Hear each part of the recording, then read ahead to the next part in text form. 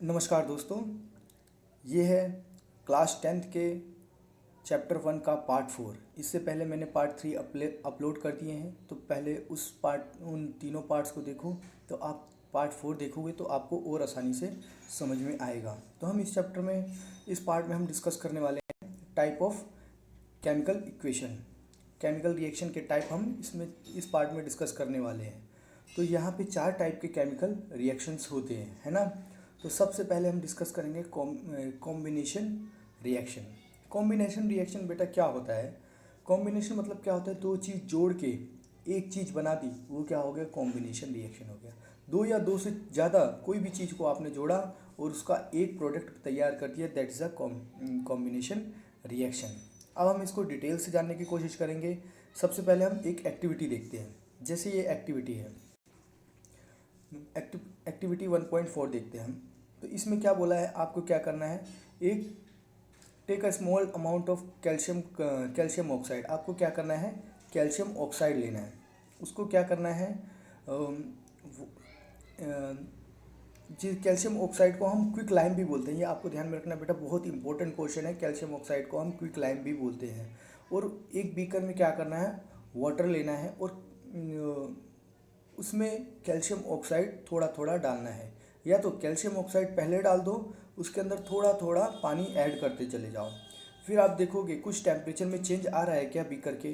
तो हाँ, ऑब्वियसली इसमें क्या होगी? थोड़ी एनर्जी आपकी रिलीज़ होगी। क्या टेम्परेचर में चेंज आया? तो हाँ, आपको बोलना है हाँ, टेम्परेचर में चेंज आया है। उसमें क्या हुआ है? थोड़ी एनर्जी रिलीज़ हुई है।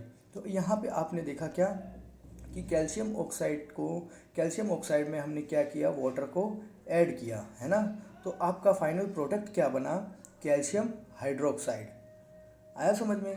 तो आपने क्या किया? कैल्शियम मतलब क्विक लाइम में आपने क्या डाला? वाटर डाला। तो आपका फाइनल प्रोडक्ट क्या मिल गया? Calcium hydroxide. देखो यहाँ पे 2 रिएक्टेंट थे, फाइनल प्रोडक्ट आपको कितना मिला? 1। तो इसी को बोलते हैं हम कॉम्बिनेशन रिएक्शन। अब इसके बारे में थोड़ा और डिटेल से जानते हैं। देखो, calcium reacts vigorously with water. Calcium जो ऑक्साइड है ना, वो वाटर के साथ बहुत ही विग्रसली मतलब बड़ी तेज़ी से मिलता है to produce a slag lime. और क्या प्रोड्यूस कर देता है? और स्लैग लाइम प्रोड्यूस करता है और कुछ लार्ज अमाउंट में क्या हीट प्रोड्यूस करता है? हीट भी प्रोड्यूस करता है ना। तो ये आपको पता चल गया। ये देखो, जैसे कैल्शियम ऑक्साइड में मैंने क्या डाला? वाटर डाला। तो आपको क्या मिल गया? स्लैग्ड लाइम मिल गया। कैल्शियम हाइड्रोक्साइड को हम क्या बोलते हैं? स्लैग्ड लाइम भी। बेटा दोनों नाम याद रखना है, पेपर में डायरेक्ट आपसे पूछेंगे स्लैग्ड लाइम का फॉर्मूला क्या है, केमिकल फॉर्मूला क्या है। तो आपको यही बताना है, कैल्शियम हाइड्रोक्साइड। तो ये आपको पता चल गया। अब हम आ जाते हैं आगे। जैसे इन इन दिस रिएक्शन हमने देखा कैल्शियम ऑक्साइड में हमने क्या किया? वाटर को कंबाइन कर दिया और हमको क्या मिल गया? एक सिंगल प्रोडक्ट मिल गया, कैल्शियम हाइड्रोक्साइड, है ना। जो मैंने कैल्शियम ऑक्साइड में वाटर को डाला तो क्या मिल गया हमें? एक प्रोडक्ट मिला।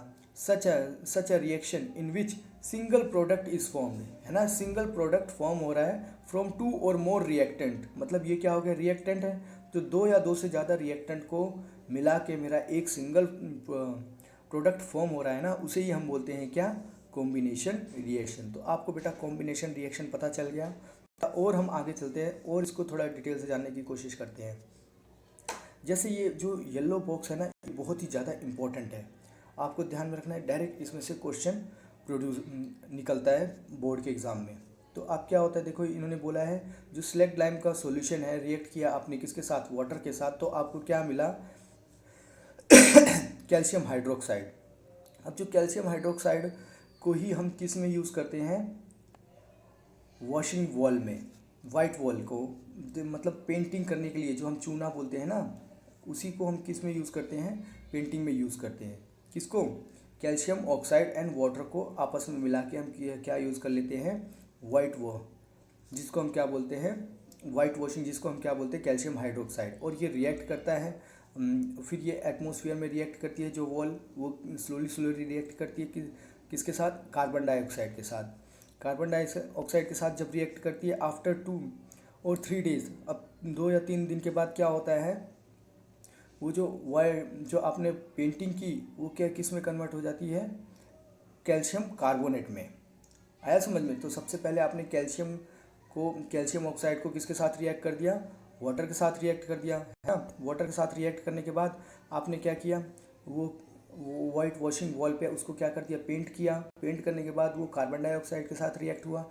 कार्बन डाइऑक्साइड के साथ रिएक्ट होने के बाद वो क्या किस में कन्वर्ट किया, किस में कन्वर्ट हो रहा है, ये thin layer of calcium carbonate किस में कन्वर्ट हुआ, कैल्शियम कार्बोनेट में कन्वर्ट हुआ। और कैल्शियम कार्बोनेट आफ्टर 2-3 दिन के बाद वो दीवार को कैसी बना देती है, शाइनी।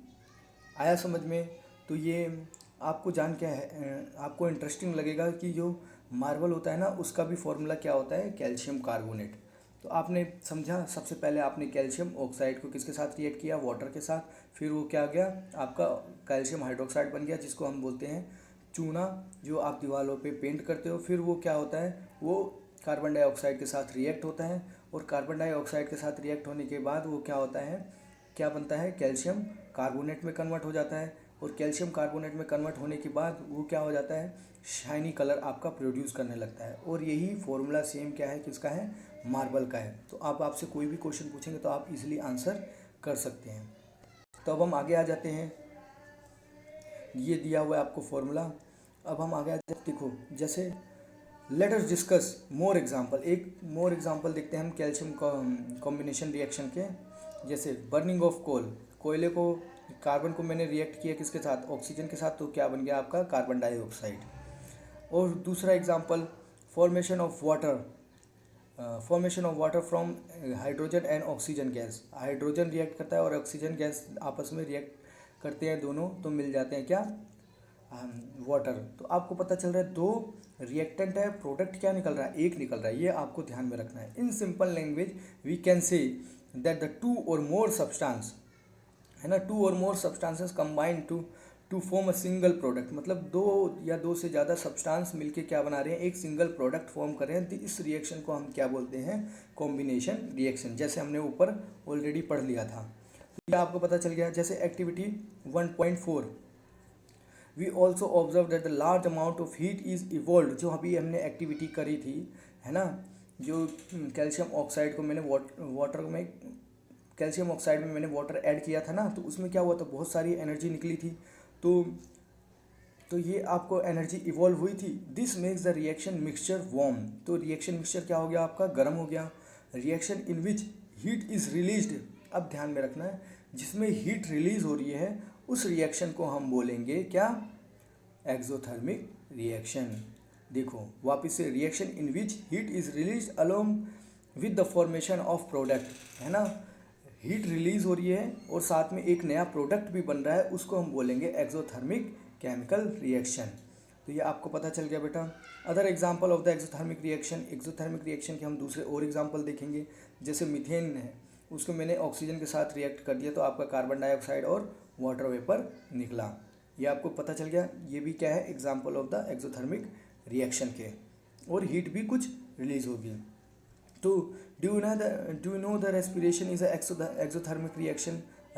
जो हम सांस लेते हैं, रेस्पिरेशन करते हैं, वो भी क्या है, एक्सोथर्मिक रिएक्शन है। क्योंकि वो जो हम रेस्पिरेशन करते हैं तो अंदर जाके प्रोसेस अच्छी होती है। तो इस टॉपिक को बेटा हम यहाँ पे रहने देते हैं, क्योंकि ये हम डिटेल में डिस्कस करने वाले हैं। कहाँ पे, चैप्टर 6 में ऑलरेडी हम इसको अच्छी तरीके से डिस्कस करेंगे। ये देखो, यहाँ देखो, ग्लूकोज होता है आपकी बॉडी में, है ना, और वो ऑक्सीजन के साथ रिएक्ट करता है, carbon dioxide plus water plus energy आपकी क्या होती है, रिलीज होती है। जो आप सांस छोड़ते हो तो कार्बन डाइऑक्साइड भी होता है उसमें, वाटर वेपर भी होते हैं और एनर्जी भी बहुत सारी रिलीज होती है। तो ये आपको पता चल गया बेटा एक्सोथर्मिक रिएक्शन होती क्या है। ये आपको क्लियर हो गया। अब हम जाते हैं आगे अपने third, the decomposition of vegetable matter into compost. जो डिकम्पोजिशन होता है ना वेजिटेबल मैटर का, वो भी क्या है, एक एक्सोथर्मिक रिएक्शन का एग्जाम्पल है। क्योंकि जब वो चीज़ें डिकम्पोज होती है तो उसमें से खूब सारी एनर्जी रिलीज होती है। अब आपको क्या करना है, आइडेंटिफाई करना है। Activity 1.1, heat is given out with the help of formation of single product. तो उसमें भी क्या हो रही है, एक्सोथर्मिक रिएक्शन ही हो रही है।